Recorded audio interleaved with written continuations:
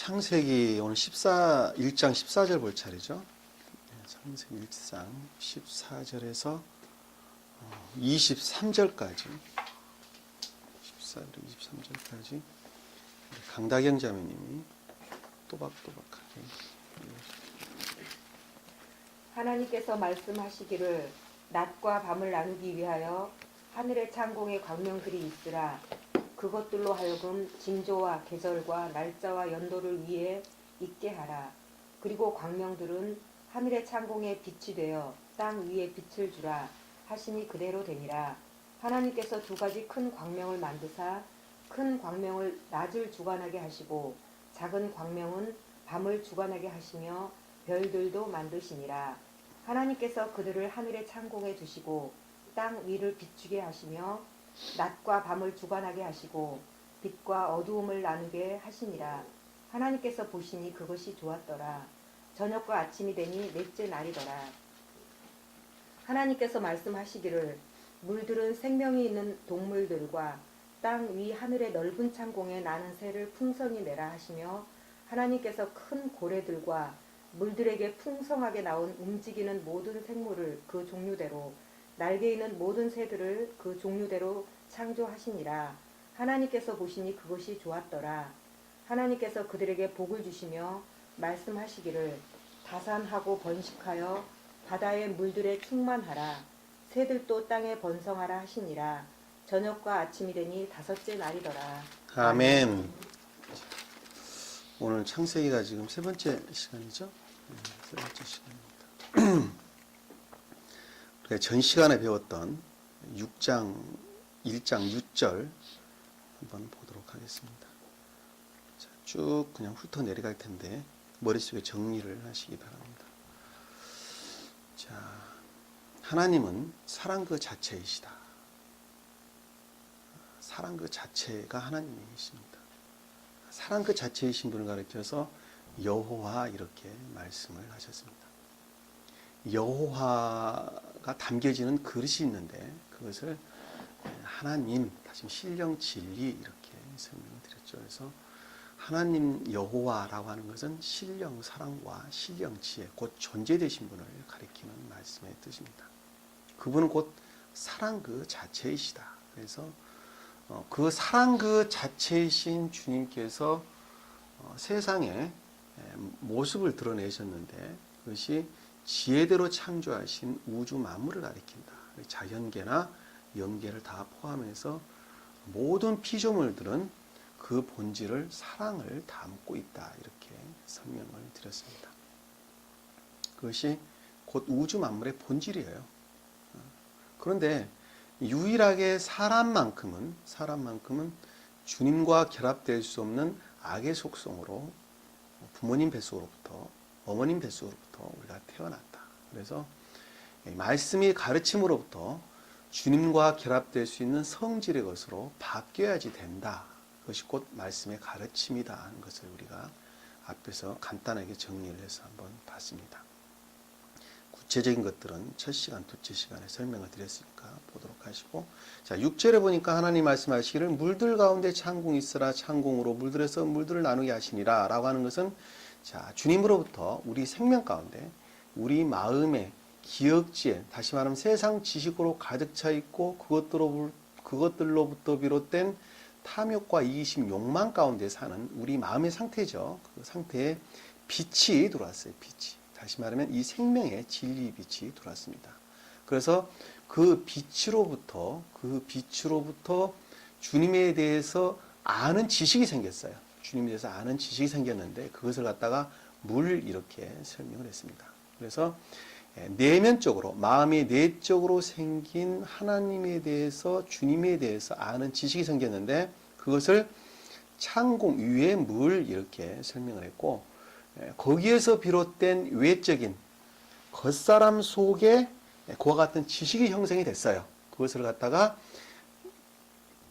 아래에 있는 물 이렇게 설명을 했다. 그래서 지식이 지금 내면적으로도 생겼고 속사람에도 생겼고 그 지식으로부터 겉사람에게도 이렇게 임류된 것을 지금 우리에게 설명을 해주셨다. 이렇게 지금 둘째 날이다 이렇게 설명드리고, 그것이 하늘이라는 말씀의 뜻은 곳이 곧 천계에 관한 것이다 라는 말씀의 뜻을 담고 있다 이렇게 지금 설명을 드렸습니다.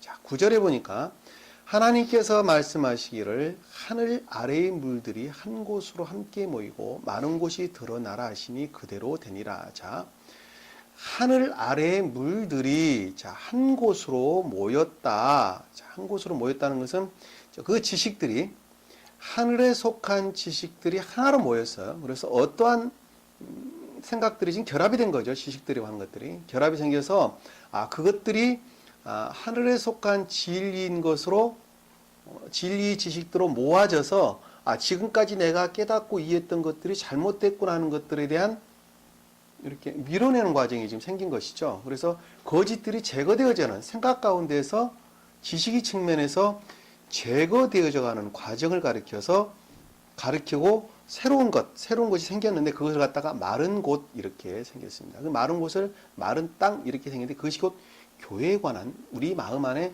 어렴풋이 지식이라는 측면에서 교회가 생기게 되는 것을 지금 마른 곳 이렇게 지금 설명이 되어 있는 것입니다. 그 밑에 보니까 10절에 그것은 마른 곳을 땅 이렇게 지금 설명이 되어 있는데, 그 땅이라는 말이 교회에 속한 우리 겉사람을, 우리 마음 상태를 지금 가리키는 말씀의 뜻이죠. 뭐 측면에서? 지식이라는 측면에서 가리키는 말씀의 뜻입니다. 그것을 갖다 함께 모인 것을 받아라 이렇게 말씀했는데, 그 교회에 속한 지식들을 가리키는 말씀의 뜻이죠. 이 받아라는 말은 좋은 뜻과 나쁜 뜻을 다 같이 담고 있다. 좋은 뜻은 선에 관한, 진리에 관한 지식들을 가리키나, 반대의 뜻으로는 악에 속한, 지옥의 속성들은 기역지에 속한 지식을 가리킨다 이렇게 설명을 드렸습니다. 자, 12절에 보니까 자, 땅은 땅 위에 풀과 씨를 맺는 채소화라고 하는데, 이 말씀은 지식으로 내가 말씀이 돼서 알았어요. 지식으로 내가 말씀이 돼 알았어. 이 지식이 이것이 생명이구나 라는 것으로 시신하고 고백을 하니까 이것으로부터 사람이 구원받는구나. 이것이 내가 거듭나지 아니하면 구원받을 수가 없구나. 나는 악한 사람이기 때문에, 그리고 나로부터 행한 이 모든 것들은 비록 그것이 선한 일이라 할지라도 곧 선이 아니고 악이구나 하는 것을 깨달아 알았단 말입니다. 오직 선이라는 것은 주님으로부터 비롯된 것으로만 선이라는 것이 있구나 하는 것을 깨달아 알았어요. 그와 같은 아는 것을 여기서는 풀, 이렇게 꽃이 곧 진리에 대한 시인이죠. 이것이 곧 진리구나 라고 내 마음속으로부터 시인을 하는 것입니다. 이해의 측면에서 시인을 하게 되는 것이죠. 자, 그 시인을 한 것이 우리 마음밭에 의지 측면에서 어떻게 되는 거예요? 씨를 이렇게 뿌리게 되는데, 사랑이 거기서부터 자라기 시작하는 것을 가리켜서 씨 이렇게 했는데, 그 사랑이 자락하는 것을 가리켜서 열매 있는 나무 이렇게 설명이 되어 있는 것입니다. 생각 속에서 지금 의지 가운데 뭐가 뿌려졌어요? 마음속에 생명의 씨앗이 뿌려진 것입니다. 그 생명, 사랑이라는 것은 곧 열매, 이렇게 열매를 맺는 나무 이렇게 지금 설명이 되어 있는 것입니다. 그래서 열매 있는 나무를 가졌더니 하나님이 보시기에 좋았더라 라고 하는 것은, 그것은 곧 주님으로부터 비롯되었다. 자, 신령 진리의 가르침으로부터 그렇게 됐다라는 말씀 뜻이 하나님이 보시기에 좋았더라. 그것이 곧 셋째 날이었다라고 하는 것은 저녁이 되고 아침이 되는 셋째 날이라는 것은 상태의 측면에서 어둠에서 좀 더 발전된 조효의 상태로 바꾸어진 것을 가리키는 말씀입니다. 여기까지가 지금 우리가 전 시간에 우리가 살펴봤던 13절의 말씀입니다. 오늘 2절 말씀 보니까, 자, 하나님께서 말씀하시기를 낮과 밤을 나누기 위하여 하늘의 창공에 광명들이 있으라. 그것들로 하여금 징조와 계절과 날짜와 연도를 위해 있게 하라. 자, 하나님께서 말씀하셨다라는 것은 말씀의 가르침으로부터, 진리로부터, 신령 진리로부터 비롯됐다는 말씀의 뜻이죠. 자, 여기서 보니까 낮과 밤이다 이렇게 지금 설명이 되어 있는데, 자, 우리 마음, 의지 측면에 속한 것을 낮 이렇게 설명을 했고, 그 다음에 이해의 측면, 다시 말하면 믿음의 측면을 가리켜서 밤 이렇게 지금 설명이 되어 있는 것입니다. 자, 여기서 보면 낫이라는 낱말은 그 생명을 가리키는 말씀의 뜻이죠. 생명이 말씀입니다. 그러니까 여기 보니까 그리고 밤이라고 하는 것은 곧 생명을 담는 그릇으로서 진리를 가리키는 말씀의 뜻이죠. 그러니까 낫으로부터 진리가 지금 생기게 되는 것입니다. 낫으로부터 진리가 생겼죠. 이제 그 말씀의 뜻이에요. 여 밑에 쭉 보면은 18절에 나오는 낮과 밤은 다른 낱말입니다. 밤이라는 낱말은 다른 낱말이에요. 히브리 원어를 찾아보게 되면 밤이라는 낱말은 14절에서 밤이라는 낱말은 바달이라는 낱말 씁니다. 바달. 분리하다, 구별하다라고 하는 진리 측면을 지금 말씀을 해주고 있는 것이고 18절에서 말하는 밤이라는 낱말은 라일이라는 낱말을 씁니다. 히브리 원어를 보면 이 라일이라는 것은 그 어원이 어둡다라는 낱말을 뜻하는 것입니다. 재앙, 어두움 이런 낱말을 담고 있는 것입니다. 그러니까 여기서 보면 낮과 밤이라는 것은 낮은 우리 의지 측면에서 주님께 속한 사랑을 뜻하는 것이고 밤이라고 하는 것은 이해의 측면에서 낮으로부터 비롯된, 다시 말하면 사랑으로부터 비롯된 진리라는 것을 가리키는 말씀의 뜻이죠. 그 말이 지금 낮과 밤 이렇게 지금 설명이 되어 있는 것입니다. 우리 마음의 상태에 지금 설명을 하고 있는 거예요. 세상의 낮과 밤을 가리키는 말씀이 아니라는 것. 자, 하늘의 찬공에 광명이 있으라 라고 하는 건데 하늘의 찬공이라고 하는 낱말의 뜻은 그 말씀의 뜻은 청계를 가리키는 말씀이죠. 이 찬공이라는 낱말 제가 예전에 설명을 드렸어요. 필요 없이 구겨져 있는 것들이 필요 있는 것으로 쫙 펴져 있는 상태, 쓸모 있는 것으로 바뀌어져 있는 상태를 가리키는 말씀의 뜻이라는 거예요. 그것이 곧 천계를 가리키죠. 하늘의 찬공이라는 말이. 그 천계는 곧 광명이라는 낱말은 낮과 밤을 가리키는 말씀의 뜻이죠. 다시 말하면 선과 선에서 비롯된 진리를 지금 가리키는 말씀의 뜻입니다. 그것이 곧 광명 이렇게 설명이 되고 있는 말씀의 뜻이에요. 이 광명이라는 말은 히브리 원어를 보면 마오르라는 말씀입니다. 마오르라는 말씀인데 그것이 곧 생명의 빛이라는, 생명의 진리 빛이라는 의미를 담고 있습니다. 그러니까 여기서 지금 생명의 진리 빛이라는 것은 선에서 비롯된, 생명은 선으로부터 있는 거예요. 사랑으로부터 생명은 있습니다. 진리는 생명이 아닙니다. 진리는 생명이 아니에요. 그러면 왜 진리를 생명이라고, 주님 생명이라고 이야기합니까? 진리의 선이, 사랑이 담겨져 있기 때문에 진리가 생명이 되는 거예요. 다시 말하면 선을 담고 있지 않는 진리는 생명이 없단 말씀의 뜻입니다. 다시 말해 이 성경 말씀도 똑같아요. 성경 말씀은 진리죠. 이 진리인데 이 진리 안에 본질로 뭐를 담고 있어요? 주님의 생명을 담고 있단 말입니다. 그 생명이 뭐예요? 사랑을 담고 있는 거예요. 그래서 이 말씀이 생명이 된다 이렇게 말씀을 하는 거예요. 자, 믿음이라는 것도 똑같은 거예요. 자, 믿음이라는 것도 그 본질을 선을 담고 사랑을 담고 있는 것이 곧 믿음입니다. 그 본질로 선을 담고 있지 않다고 한다면 그것은 믿음이 될 수가 없는 것이죠. 그냥 낱말이네. 예? 그냥 낱말로. 그렇죠. 예. 믿음 그 자체는 생명이 없는 것입니다. 다만 그것은 제일 처음에 거듭남, 중생의 시간적, 공간적 차원에서 먼저 오는 것이죠. 믿는다고 하는 것. 이해의 측면에서 먼저 오는 것이죠. 그건 생명이 없는 것이죠. 생명이 그건 없는 것입니다. 그 이해 측면에서.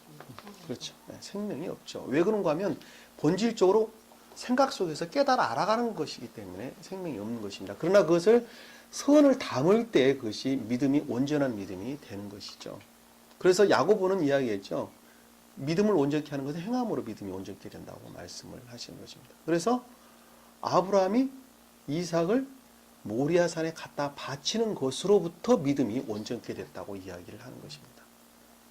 믿음으로 거기 간 것이 아니라 바치는 그 행위로 믿음이 온전케 된다고 이야기를 하는 것입니다. 만약에 아브라함이 이삭을 모리아산에 바친 행위가 없었다면 믿음이 아니었다는 말씀의 뜻이죠. 그러니까 아브라함도 이삭을 모리아산에다 바친 그 행위로부터 믿음이 온전케 된 것이란 말씀의 뜻입니다. 여러분들이 어느 누구를 하나님을 사랑하고 이웃을 사랑한다고 한다면 거기에는 반드시 행위가 있어야 되겠죠. 그 행위가 반드시 있는 것으로부터 믿음이 온전케 되는 것을 가리키는 말씀의 뜻입니다. 행함이 없으면 믿음이 죽은 믿음이 되는 것이라는 말씀의 뜻이죠. 그것을 주님께서는 복음서에서 수도 없이 이야기를 하고 계십니다. 반석 위에 집을 지은 자, 지혜로운 자와 모래 위에 집을 지은 자, 어리석은 자에 대해서 설명을 하고 계신 것도 똑같은 의미를 담고 있는 것입니다. 그리고 무덤 속에 있는 자가 내 음성을 들을 때가 있다. 선을 행하는 자는 생명의 부활로, 악을 행한 자는 심판의 부활로 나오리라. 행함에 대해서 강조를 하고 있는 말씀의 뜻입니다. 또 야고보도 설명을 하기를 너희 형제 중에 굶주린 자가 있다. 배고픈 자가 있다. 그대에게 말을 하기를 복받을지어다. 거룩할지어다. 라고 말을 하고 그 몸에 필요한 것을 주지 아니한다면 그게 무슨 소용이 있겠느냐. 행한 것으로 믿음은 온전케 된다. 이렇게 설명을 주고 있는 것입니다. 그것은 사도 바울도 똑같이 이야기를 하고 있습니다. 사도 바울도 똑같이 하고 있어요. 내 안에는 속사람이 있습니다. 그러나 또 하나의 지체에 내 안에 사람이 있어서 속사람은 어떻게 한다고요?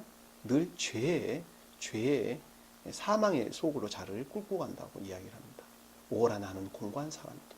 내 마음속에서는 늘 선을 행하고자 하는 마음이 있어요. 그럼에도 불구하고 내 겉사람으로부터 늘 도전을 받는 것이죠. 시험을 겪는 거예요. 그래서 오라 나는 공고한 사람입니다. 누가 나를 이 죄악의 구렁이로부터 나를 건져낼 거라고 사도 바울도 고백을 하고 있는 것입니다. 다 같은 말의 뜻입니다. 같은 말의 뜻이에요. 그러니까 믿음이 온전케 되는 것은 행한 것으로 믿음이 온전케 되는 것입니다. 그러니까 여기서 낮과 밤이라는 말도 선을 담고 있는 진리를 가리키는 말씀. 그것으로부터 뭐를 구별하게 되는 것이죠. 어떤 것이 악이고 어떤 것이 선이라는 것을 구별하게 되는 것입니다. 자, 하늘의 창공에 광명의 빛이라는 것은 아까 생명의 빛이라는 것을 제가 설명을 지금 드린 것입니다. 자, 그것으로 하여금 자, 징조와 계절과 날짜와 연도를 위해 있게 하라 이렇게 설명되는데, 자, 여기 징조라는 낱말은 뭐 다른 말로도 많이 표현이 됩니다만, 뭐 표적이다, 무슨 기적이다, 무슨 이렇게 낱말도 나오기도 하는데, 사인이라는 낱말도 쓰기도 합니다. 이 절기를 우리는 그냥 보통 생각을 했으면 좋겠습니다. 절기가 있죠. 우리 각 24절기가 있죠. 예. 자, 그 다음에 계절, 시즌, 계절이 있습니다. 그 다음에 더 데이, 날짜가 있죠. 그 다음에 연도, 니어, 연도가 있다. 성경에서 이 성경 말씀은 사람들을 가르치기 위해서 시각적인 방법으로 우리에게 지금 가르침을 주고 있는 것이죠. 이 말씀의 뜻들은 다 영적인 뜻들을 담고 있습니다. 다시 말씀드리면 이 말씀의 문자적인 뜻은 상태라는 측면으로 바꿔줘야 된단 말입니다. 다. 천사들은 그와 같은 시각에서 이 말씀을 보고 이해를 하고 있다는 거예요. 그런데 성경에서 보면 날짜, 그 다음에 계절, 그 다음에 시간, 무슨 장소, 뭐 이런 것들은 전부 다 영의 상태에 대한 설명을 우리에게 주고 있는 것입니다. 예를 들어서 아침 하면 말씀에 대해서 조효된 상태죠. 왜? 어둠이 물러가고 주님이 일하기 시작한 때가 아침이에요. 어둠으로부터 주님이 일하기 시작한 때가 아침이란 말입니다. 자, 태양으로부터 빛이 쪼이기 시작한 때가 아침이에요. 다시 어둠이 물러갔죠. 그 광명이죠. 비추게 된단 말이에요. 우리가 예전에 성탄절에 대해서 살펴보면 의미도 똑같은 의미를 담고 주님이 일하시기 시작한 때죠. 주님이 탄생하신 때예요. 그것이. 그러니까 베드로가 닭이 울기 전에 3번 나를 부인하리라 라고 하는 것, 그것은 어둠의 상태를 가리키는 말씀의 뜻이죠. 근데 상태의 측면에서 어떻게 됐어요? 상태의 측면에서 악과 거짓 가운데 완전히 빠져있는 상태가 3번 부인하리라 이렇게 설명합니다. 그것이 곧 어둠이에요. 다시 말하면 내 마음의 상태가 하나님을 사랑하고 이웃을 사랑해야 될 상태가 아니라 나를 사랑하는 것으로부터 세상을 사랑하는 상태로 바뀌어져 있는 상태를 가리켜서 완전히 3번 부인하리라 이렇게 설명이 되어 있는 베드로가 믿음이라는 거지. 다시 말하면 선을 본질로 담고 있지 않은 단순한 믿음을 가리킨다는 말씀의 뜻입니다. 거기서 가르쳐주는 말씀의 뜻이에요. 그러니까 완전히 아까운 데 빠져 있는 상태를 가리키는 말씀의 뜻이에요. 자, 여기서 보니까 자, 징조와 계절과 날짜와 연도를 위해 있게 하라라고 하는 것은 상태의 변화가 일어났다는 말씀의 뜻이죠. 다시 말로 바꾸면 말하면 그렇게 되는 것입니다. 내 안에 사랑으로부터 비롯된, 선으로부터 비롯된 진리, 지식이 생겼는데 그것들이 갖가지 상태로 내 안에서 바뀐다는 말씀의 뜻입니다. 바뀌겠죠. 그렇죠? 어떤 사람이 충만한 상태에 있다가 어떤 사람은 좀 덜한 상태로, 어떤 사람은 아침이라는 상태에 있다가 어떤 사람은 저녁이라는 상태로 바뀌기도 하고, 어떤 상태는 봄이라고 하는 상태에 있다가도 어떤 사람은 여름이라는 상태로, 또 가을이라는 상태로, 또 어둡 추운 겨울이라는 상태로 늘 상태가 바뀐단 말이에요. 영의 상태가 바뀐단 말이에요. 산을 오를 때에도 오르막길이 있고 내리막길이 있죠. 다 그냥 처음부터 끝까지 오르막길만 있는 건 아니죠. 그러듯이 말씀을 깨닫고 이해한다고 하는 측면, 또 그것으로부터 생명을 낳는다고 하는 창원이 한 가지 상태만 있는 것이 아니라 늘 바꾸어진다는 말씀이죠. 교번한다, 바꾸어진다, 이렇게 우리가 쉽게 이해를 하면 되겠다. 대단한 영적인 뜻을 담고 있는 것입니다. 사람의 생명의 상태가 그렇다는 거예요. 그러면 가르치는 사람만 그렇고 가르침을 받는 사람만 그렇습니까? 그게 아니라 다 똑같단 말이에요. 저도 마찬가지고 여러분도 마찬가지고 다 똑같이 바꿔진다는 거예요. 봄이라는 것은 식물이 소생하는 계절이죠. 충만해서 말씀 아주 충만하게 받는 그런 계절입니다. 그리고 활짝 열매를 꽃이 필 때가 여름철에 아주 충만한 상태로 되게 되는 것입니다. 이 낮이라는 말이 히브리 원어를 보면 덥다라는 낱말에서 유래가 됐습니다. 덥다, 뜨겁다, 덥다라고 하는 낱말. 다시 말하면 태양이 일하는 때를 가리켜서 낮 이렇게 이야기를 한 거예요. 그것이 곧 주님의 사랑이 이 일을 할 때를 가리키는 것입니다. 그 말을 저는 신령선으로부터 비롯된 임류 이렇게 제가 설명을 드린 거죠. 딱 같은 의미에서 설명이 될 수 있는 것입니다. 이해가 되시겠어요? 그래서 징조와 계절과 날짜와 연도를 있게 하라는 것은 상태의 변화를 가리키는 말씀의 뜻이다. 어느 만큼 사람 수만큼이나 상태가 다양으로 바뀌게 되는 것입니다. 자, 그리고 광명들은 하늘의 찬공에 빛이 되어 땅 위에 비출하시니 그대로 되니라. 자, 광명들은 아까 선에서 비롯된 생명이라고 그랬죠. 생명의 빛입니다. 생명의 빛인데 그 생명의 빛이 하늘의 창공에 빛이 되었다라고 하는 것은 우리 속사람 안에, 자, 우리 속사람, 하늘을 속사람, 주님 천계는 어디에서 이루어진다 그랬어요? 마음 안에. 주님은 어디에 계신다 그랬죠? 내 마음 가장 깊은 곳에 주님이 자리 잡고 계십니다. 내가 인지할 수 없는 가장 깊은 곳에 주님이 자리하고 계시는데 그 계신 주님이 어디에 지금 들어오셨어요? 우리 속사람 안으로 이렇게 들어오셨어요. 들어오시는데 그것을 가리켜서 여기서 하늘의 창공의 빛 이렇게 설명을 주셨단 말이에요. 우리 속사람 안에 주님이 지금 좌정하고 계시는 겁니다. 무엇으로?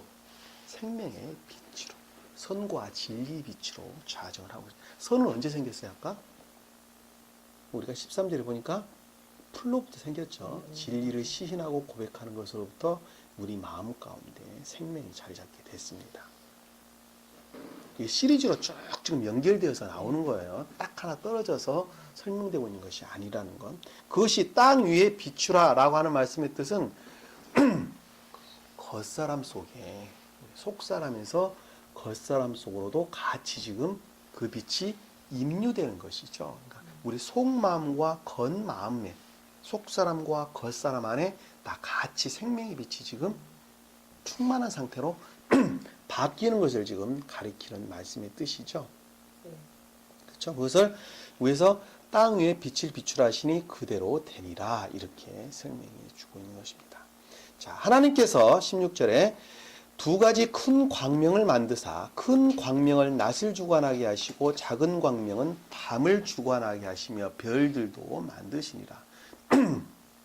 자, 큰 광명을 만드사 큰 광명은 낮을 주관하는 것은 태양으로부터 태양 해를 만드셨죠. 해로부터 낮을 주관하시는데 자, 우리 의지 측면에서 자, 우리 안에 사랑이라는 것은 우리 의지 안에 자리를 잡게 되죠. 의지 측면에서는 사랑으로부터 주님으로부터 비롯된 사랑으로부터 우리 안에 생명이 선이 자리 잡게 되죠. 그것을 가리켜서 자, 큰 광명, 해라는 측면, 주님의 사랑을 가리킨다. 신령 사랑을 가리킨다. 주님의 입장에서는 신령 사랑을, 또 사람의 입장에서는 사랑을 이렇게, 또 인애를, 또 선을, 또 사랑을 이런 말로 표현될 수가 있겠죠. 그걸 주관하게 하셨어요. 그리고 이해의 측면에서는 달을, 다시 말하면 진리, 신령, 지혜로부터 또는 진리로부터, 신령, 진리로부터 이렇게 우리 마음을 이해의 측면에서 다스림을 받는 것으로 지금 설명이 되고 있는 것입니다. 이 말씀, 무슨 말씀 이해가 되시죠? 자, 그러니까 큰 광명으로 낯을 주관했다라고 하는 것은 신령 사랑으로부터 비롯된 사랑으로부터, 그 다음에 작은 광명으로부터는 밤을 주관하게 하셨다라고 하는 것은 신령 지혜에서 비롯된 진리로부터 이해의 측면이 다스림을 받는다는 말씀의 뜻이란 말입니다. 아시겠죠? 예. 그리고 언제 생겼냐면 아까 생겼어요. 우리 앞에서 봤죠? 말씀을 깨닫고 이해하는 것으로부터, 그 시인되고 고백되는 것으로부터 우리 마음 안에 사랑의 씨앗이 뿌려졌고, 그 씨앗으로부터 생각이 지금 같이 전이되는 것, 광명, 이렇게 선을 담는 진리, 이렇게 지금 바뀌었어요. 그래서 주관하게 하시고 별들도 만드시니라고 하는 건 그것들에 속한 갖가지 뭐가 생겼어요? 지식들이 생긴 것입니다. 자, 우리 마음 안에 지금 선에 속한 또는 진리에 속한 그것들에서 비롯된 지식들에 속한 것들이 우리 마음에 이제 자리를 잡았어요. 자리를 잡았죠. 우리 한 사람의 거듭남의 과정이 지금 쭉 설명이 되고 있는 것입니다. 자, 자리를 잡았어요. 자, 왜 해가 주님의 사랑을 뜻하고 왜 달이 진리를 뜻합니까? 라고 말하면 대응이라는 측면에서 우리가 설명을 해줄 수가 있는 것입니다. 이 자연계의 모든 생명은 다 무엇으로부터? 태양으로부터 생명을 얻고 있습니다. 사람뿐만이 아니라 육체를 지니고 있는 사람뿐만이 아니라 동물, 동식물 할 것 없이 다 태양으로부터 생명을 얻는 것입니다. 그 태양은 무엇으로부터 그 볕을 쪼이게 되죠? 빛으로부터 우리 안에 다가오게 되는 것입니다. 그러듯이 그것으로부터 생명을 얻듯이 우리 영이라고 하는 생명은 그 사랑을 본질로 진리의 빛으로부터, 예? 태양이라고 하는 사랑을 본질로 진리의 빛으로부터 우리 영의 생명을 얻는다 말씀의 뜻입니다. 근데 이 의지 측면에서, 우리 마음이라고 하는 의지 측면에서는 태양이, 선이 자리를 잡았고, 이해의 측면에서는 진리가 자리를 잡은 거예요. 그리고 그것들에 속한 지식들이 지금 내 안에 생겼다 말씀의 뜻입니다. 그것을 별 이렇게 했습니다. 교회의 종말에 대해서 해가 어두워지고 달이 빛을 내지 아니하고 별들이 하늘에서 떨어졌다고 하는 것은 선과 진리가, 또 그것들에 대한 지식이 아무것도 남아있지 않는 상태를 가리키는 말씀의 뜻입니다. 내 마음 안에 주님의 사랑의 관계 자리 잡은 것이 아무것도 없었어요. 그리고 진리도 전혀 없었어요. 그리고 그것들을 아는 지식도 전혀 없는 상태가 교회의 마지막 상태를 가리키는 말씀의 뜻입니다. 그것으로부터 뭐가 망하게 되는 거예요? 교회가 완전히 망하게 되고 새로운 교회가 형성될 것이라는 것을 마태복음에서도 우리에게 가르침을 주고 있고, 호세아서에서도 똑같은 말씀이 나오고, 이사야서에서도 나오고, 아주 수도 없이 많이 나옵니다. 그것이 그 교회예요. 교회의 멸망, 교회의 황폐 상태를 가리키는 말씀의 뜻입니다. 근데 여기서는 지금 그것이 만들어져 가는 과정을 지금 우리에게 반대의 뜻으로 지금 주고 있는 것이죠.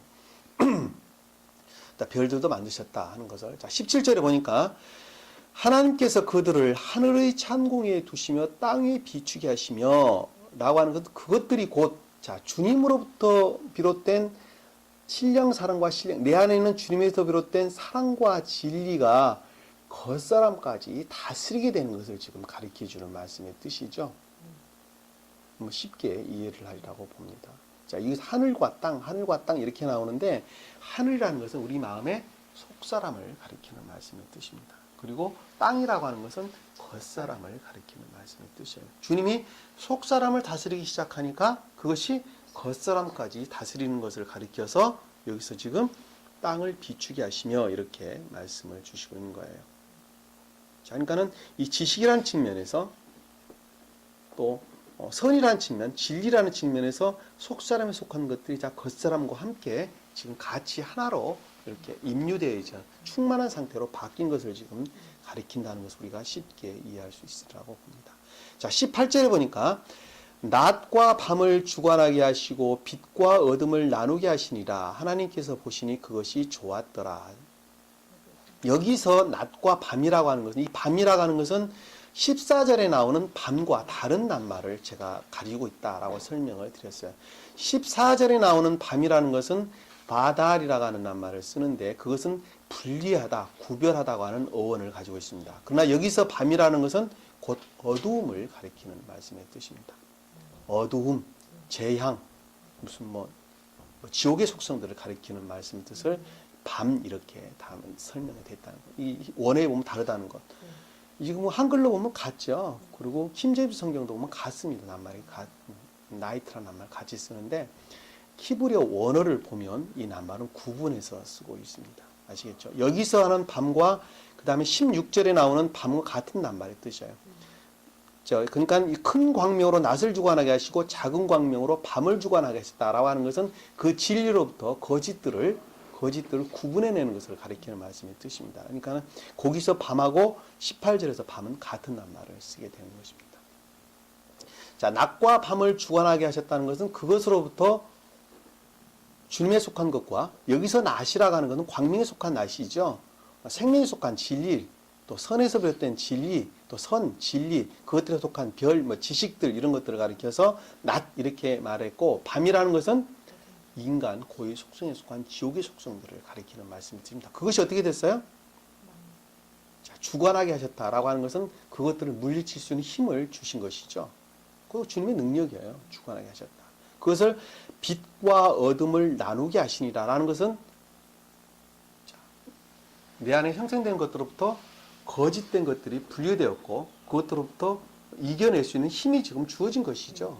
힘이 주어진 것입니다. 그것을 가리켜서 어둠을 나누게 하시니 하나님이 보시기에 그것이 좋았더라 라고 하는 것은 그것도 신령, 진리 가르침, 주님으로부터 비롯됐다는 말씀의 뜻입니다. 자, 저녁과 아침이 되니 넷째 날이라는 것은 상대적으로 어두운 상태에서 조요된, 발전된 거듭남의 측면을 지금 설명을 주고 있다는 것을 우리가 알 수가 있겠다. 자, 20절에 보니까 하나님께서 말씀하시기를 물들은 생명 있는 동물들과 땅 위의 하늘의 넓은 창고에 나는 새들을 풍성히 내라 하시며, 자, 여기 지금 물들과 생명 있는 동물들과 땅 위의 하늘 넓은 창고에 나는 새들이란 말은 말씀의 뜻은 앞에서 우리 마음 안에 뭐가 생겼죠 지금? 우리 13절에서 보니까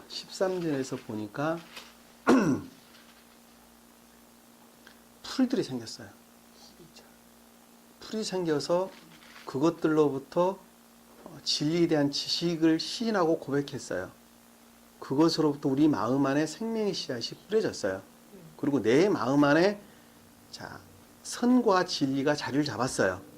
그랬죠? 네. 자, 그것을 가리켜서 주님께서는 생명이라 의지 측면에서 사랑이라는 생명을 가리켜서 큰 광명 이렇게 설명을 드렸고 의지 측면에서 진리를 가리켜서 작은 광명 이렇게 설명됐습니다. 그러니까 신령 진리 측면에서 설명해 주셨어요. 그러니까 우리 마음 안에 주님으로부터 신령 사랑과 신령 진리가 자리를 잡았어요. 우리 마음 안에. 그것으로부터 주님으로부터 비롯된 것으로부터 어떤 것이 선이고 어떤 것이 거짓이고 악이고 어떤 것이 진리고 어떤 것이 거짓인지 구분하기 시작했어요. 그와 같은 능력이 내 안에 생겼어요. 그렇죠? 자, 여기서 의지 측면에서 생명을 담는 겉사람의 측면에서 이제 속사람의 측면에서 생명을 담는 진리를 가리켜서 여기서 물들의 생명 이렇게 설명이 됐단 말이에요. 물들의 생명. 네? 자, 이해의 기능에서, 속 사람에 속한 이해의 기능에서, 아시겠죠? 자, 이해의 기능에서, 자, 생명이 있는 동물들과 땅 위의 하늘의 넓은 창고에 나는 새들을 풍성히 내라 하시며 라고 하는 것은 이해의 측면에서 생명을 담는 것이 지금 만들어져 있는 상태를 가리키는 말씀의 뜻이죠. 이해가 가세요? 약간 어려워요? 자, 여기 보면 20절에서 22절 말씀의 뜻은 이해 측면에서 자, 지금까지는 우리가 이해의 측면에서 속사람과 겉사람이 선을 담는 생명에 속한 지식으로 갖고 있었어요. 자, 그것이 의지 측면에서 그것이 시인되고 고백되는 것을 지금 우리에게 지금 설명을 주고 있단 말이에요. 네, 알겠습니다. 네. 아시겠죠? 네. 그래야지, 자, 이해의 측면에서 시인되고 선을 담는 진리였어요, 그것이. 그리고 이제 주님께서 큰 달과 해와 태양, 곧 그 해와 달이 일을 하기 시작했어요. 그것이 의지 측면에서, 속 사람의 측면에서 이해의 기능을 가리킨다 하는 것을 우리가 알 수 있단 말입니다. 아시겠죠? 네. 그 말씀의 뜻을 무슨 말 이해가 되시죠? 네. 자, 지금까지는 이해의 측면에서 설명이 됐는데 지금은 이제 이의지 측면으로 내려왔어요. 자, 의지 측면으로 마음이 지금 내려왔어요. 내려와서 물들은 생명이 있는 동물과 자, 이거 생명이 있는 동물이라는 거는 동물과 자, 이거 그러니까 넓은 창공이나 새들을 풍성히 내라 하시니 자, 속 사람의 측면에서 다 의지 측면에서 속 사람의 측면에서 가장 깊은 마음에 속한 것을 가리켜서 여기서 보니까 하늘은 넓은 찬공에나 새를 풍성히 내라 이렇게 설명이 되는데 그것이 곧 살아있는 생명을 가리킨다는 말씀의 뜻이에요. 의지 측면에서. 자, 우리 의지 측면에 속한 이해 이렇게 설명을 하면 좀 쉽겠다. 예? 의지 측면에 속한 이해의 기능 이렇게 설명을 하면 좀 여러분들이 좀 쉽게 이해를 하겠다. 그것이 곧 생명이 있는 동물이라는 것은 살아있는 것을 가리키는 말씀의 뜻이죠. 그리고 넓은 창공이나 나는 새라는 것은 합리적 이성을 가리킨다는 말씀의 뜻이에요. 이지, 지혜를 가리키는 말씀의 뜻이죠. 이 새라고 하는 말씀의 뜻은 이 하늘이라는 말은 속 사람의 이해의 측면을 가리키는 말씀의 뜻이다 하는 것. 우리가 쉽게 이해를 할 수가 있겠다. 무슨 말 이해가 가시죠? 자, 하나님께서 이 말씀 다시 설명 한번 드릴까요? 넓은 창공이 나는 새. 창공이 나는 새라는 것은 합리적 이성 또는 이지, 뭐 지혜 이런 말로 우리가 설명을 할 수가 있겠다.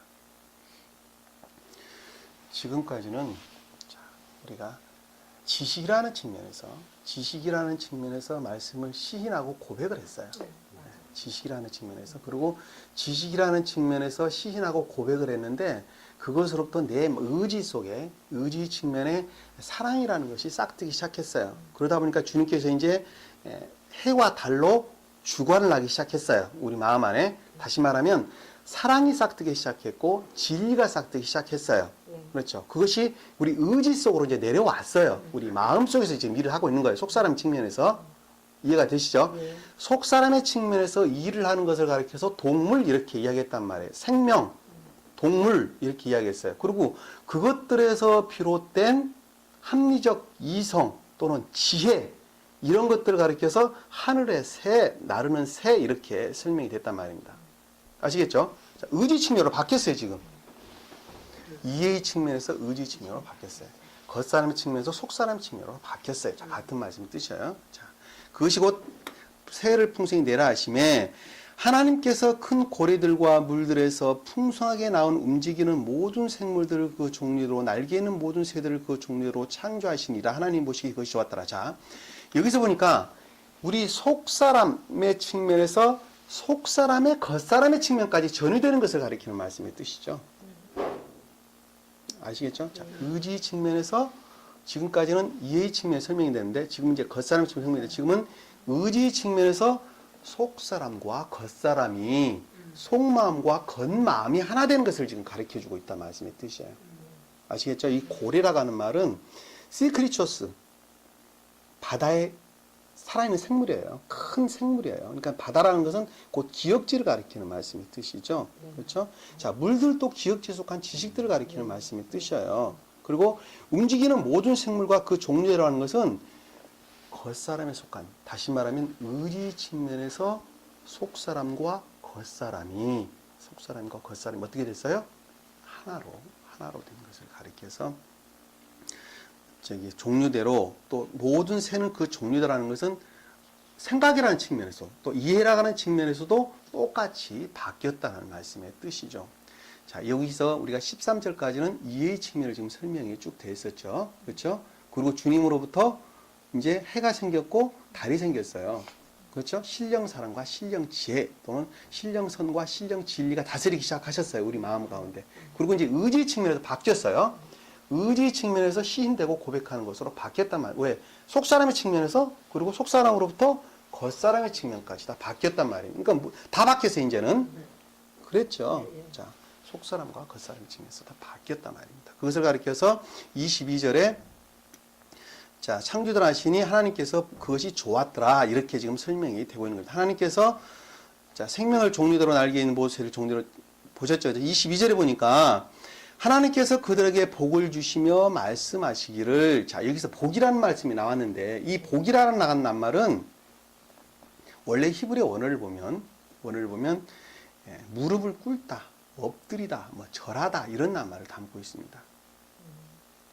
이 브레싱이라는 낱말을 킹제임스 성경에는 지금 영어 성경에 나와 있는데 아니요, 같은 말의 뜻입니다. 근데 이 말의 어원이라는 것이 절하다는 것, 엎드리다라는 것은 겸비를 가리키는 말씀의 뜻이죠. 다시 말씀드리면 이와 같은 모든 것들은 오직 주님으로부터만 비롯된 생명이라는 것을 가리켜서 축복 이렇게 설명을 하는 것입니다. 요즘 교회에 작금의 복이라고 하는 설명을 가리킬 때 하나님을 잘 믿으면 복을 받는다고 이야기를 하죠. 이 복이 무슨 복이에요? 세상적인 복을 가리키는 말씀의 뜻입니다. 다시 말하면 부자가 될 것이다. 자식이 좋은 대학에 갈 것이다. 사업이 잘 될 것이다. 뭐 건강이 좋아질 것이다. 라는 갖가지 것들을 복이라고 이야기를 합니다. 성경에서 말하는 복은 그 복을 가리키는 것이 아니고 말씀을 가르침에 대한 겸비죠. 다시 말하면 지금까지는 나로부터 내가 도덕적 선을 행하는 것으로부터 구원을 받는 줄 알았어요. 그리고 내가 성경을 많이 아는 것으로부터 나는 착한 사람인 줄 알았어요. 모든 것들이 다 나로부터 비롯된 것인 줄 알았어요. 그랬더니 가만히 보니까 나로부터 비롯된 것들은 아무것도 없었고 다 주님으로부터 생명이 오더라 하는 것을 가리켜서 그것들에 대한 시인과 고백을 가리켜서 겸비 이렇게 이야기하죠. 그것들, 겸비. 그렇죠? 거기 무릎을 꿇는 거예요. 절을 하는 거예요. 무릎 꿇고 절하는 거예요. 그렇죠? 그것들로부터 비롯된 생명이라는 것이 곧 축복이라는 낱말의 뜻이란 말입니다. 다시 말하면 진리와 선에 대한 애정을 가리키는 말씀의 뜻이죠. 오직 주님으로부터만 생명을 얻는다는 말을 가리켜서 축복 이렇게 설명을 주셨단 말입니다. 자, 주님께서 성만찬을 제정을 하실 때 떡을 떼어 축복하시고 축복하시고 나누어 제자들에게 주었다 이렇게 설명하셨죠. 자, 잔을 가지시고는 어떻게 하셨죠? 감사하시고 이렇게 설명이 되어 있습니다. 이 축복이라고 하는 낱말의 뜻은 아까와 같은 설명을 드렸던 그 말씀의 뜻이고 이 감사라고 하는 것은 진리 측면에서 설명을 하고 있는 것입니다. 아시겠죠? 그래서 감사라는 말이 그래서 나오는 거예요. 한 번은 축복을 하셨고 축사하셨고 한 번은 감사하셨고 그 어원은 같습니다. 그러나 헬라어를 보면 진리 측면에서 설명을 하고 있는 것을 볼 수가 있습니다. 감사라는 낱말은 아시겠죠? 그러니까 찬양한다는 말도 똑같은 낱말을 담고 있는 거예요. 아시겠죠? 여기서 그러니까 복을 주시며 그들에게 복을 주시며라고 하는 것은 이 모든 것들이 다 주님으로부터 비롯된 생명이라는 것을 가리켜서 복 이렇게 설명을 주셨단 말이에요. 그것들이 다 시인과 고백이에요. 우리의 생명은 오직 주님으로부터만 우리는 생명을 갖는 것입니다. 말씀하시기를 자, 다산하고 번식하라 라고 하는 것은 다산이라는 것은 선의 측면에서 곧 사랑이라는 측면에서 설명을 하고 있는 것이고 번식한다고 하는 말씀의 뜻은 진리 측면에서 가리키는 말씀의 뜻입니다. 이제 그것이 잘해야 되겠죠. 선으로 충만하고 진리로 충만한 상태로 바뀌어야 된다는 말씀의 뜻입니다. 그것이 곧 다산하고 번식하여 바다의 물들에 충만하라. 자, 바다의 물들이라는 것은 가장 외적인 지식의 측면에서 그리고 새들도 땅에 번성하라 라고 하는 것은 지혜의 측면에서 지식들로도 충만하고 그 다음에 하늘에 속한 천계에 속한 지혜로도 충만한 상태를 지금 가리키는 말씀의 뜻이죠. 그렇죠? 그것을 갖다가 물들에서 충만하고 새들도 땅에서 번성하라 하시니라. 저녁과 아침이 되니 다섯째 날이니라. 이렇게 지금 설명이 되는데 이 저녁과 아침이라는 건 상대적인 조효된 상태를 그 전날의 것들이고 저녁이었고 그 다음에 좀 더 조효된 상태를 가리켜서 주님께 가까이 다간 거듭나져가는 상태를 가리켜서 아침이다 이렇게 지금 설명되고 있는 것입니다. 그것이 곧 다섯째 날이니라 이렇게 지금 설명이 우리가 언제까지 본다 그랬죠? 23절까지 본다고 그래? 자, 아셨죠? 그럼 여기서 그러니까 물들과 충만한 사일도 벗어나시니 저녁과 아침 되니 다섯째 날이니라 이렇게 지금 설명이 되고 있는 것입니다. 자, 우리 25절까지 같이 보도록 하겠습니다. 25절까지 여기까지 여러분들 다 이해를 하시겠죠? 아시겠죠? 우리 이거 성경 말씀을 창세기 이해하는데 성경 말씀 이해하는데 굉장히 중요합니다. 지금 이 창세기 1장을 우리가 지금 우리 공부하고 있는 이 부분을 머릿속에서 잘 정리가 안 됩니다 라고 하면 그 뒤에 나와 있는 어느 말도 기억이 다 알 수가 없어요. 이거 반드시 이해를 하고 있어야 됩니다. 자, 24절에 보니까 하나님께서 말씀하시기를 땅은 생물의 종류대로 내되 가축과 기어다니는 것과 땅의 짐승들을 그 종류로 내라 하시니 그대로 되니라. 자, 땅은 생물을 그 종류대로 내되 땅은 생물을 냈어요. 그리고 가축과 기어다니는 것도 냈어요. 그리고 땅의 짐승들도 냈어요. 이 계도위에서 지금 설명이 되고 있는 것이죠. 자, 생물부터 땅에 기는 것을 냈고 그 다음 짐승을 냈어요. 그리고 25절에 보면 순서가 바뀌었어요. 그거 보면 땅에 짐승이 나오게 되죠. 그리고 그 다음에 가축이 나오게 되고 그 다음에 땅에 기는 것이 나오게 되는데 이것이 뭘 가리키는 것이냐면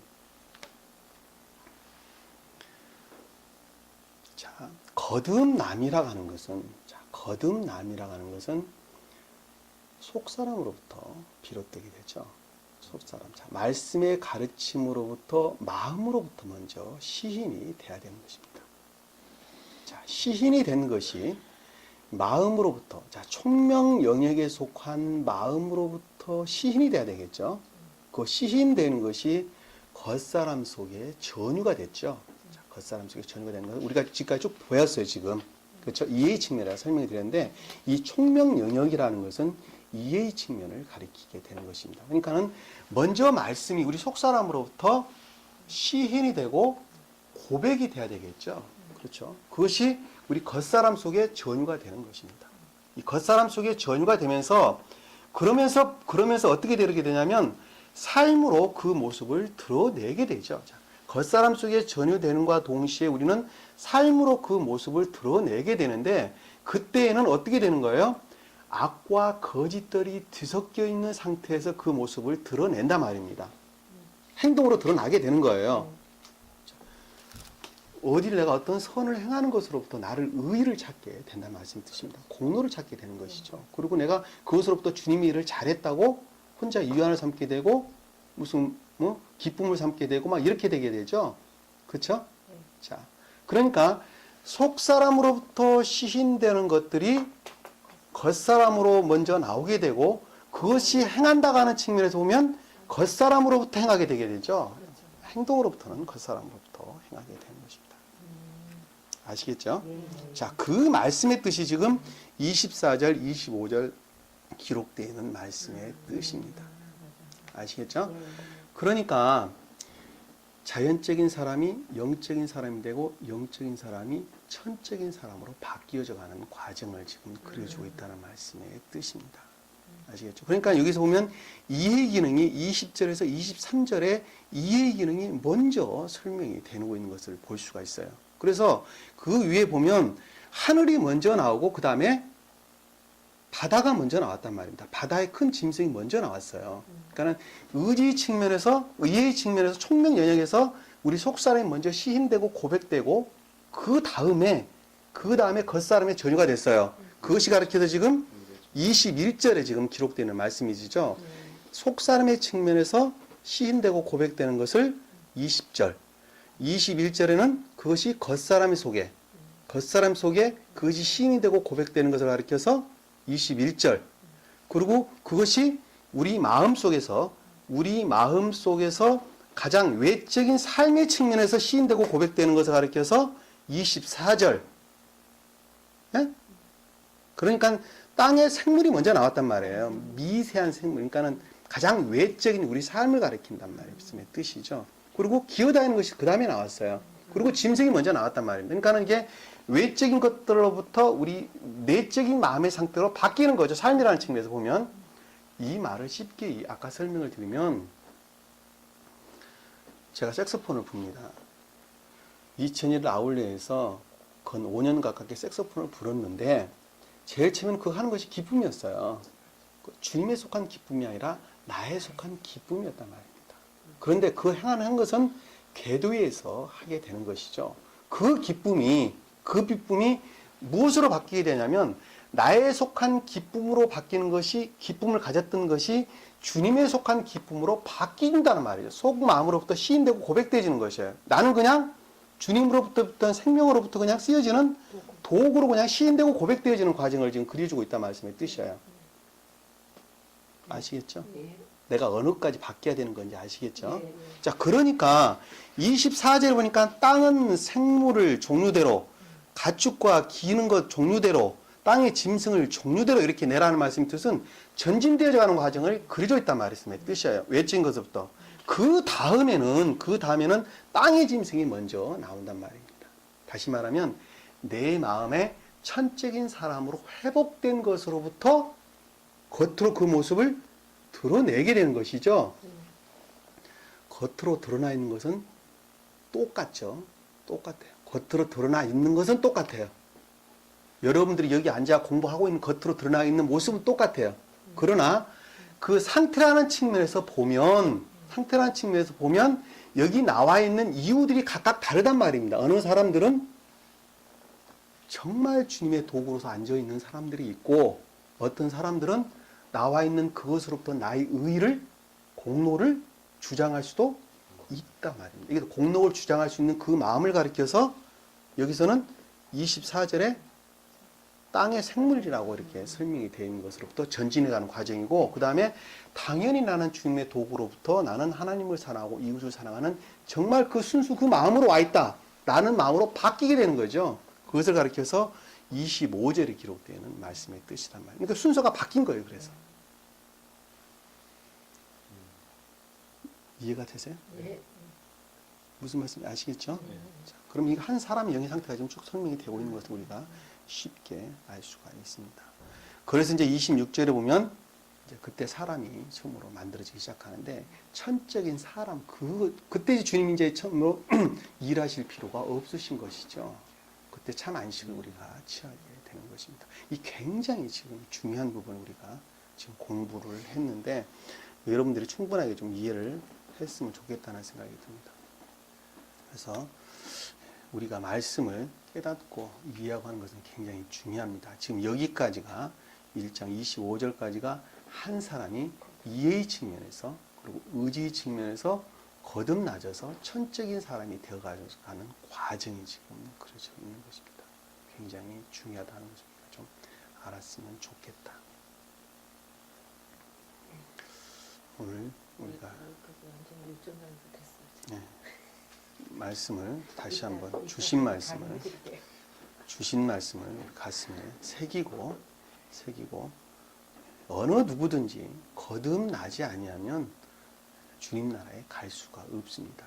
그리고 성경 말씀의 가르침이라는 것은 거듭남 이후에는 가르치는 것이 아무것도 없습니다. 다시 말하면 악한 사람이 주님께 속한 사람으로 바뀌지 아니하면 절대로 구원받을 수가 없습니다.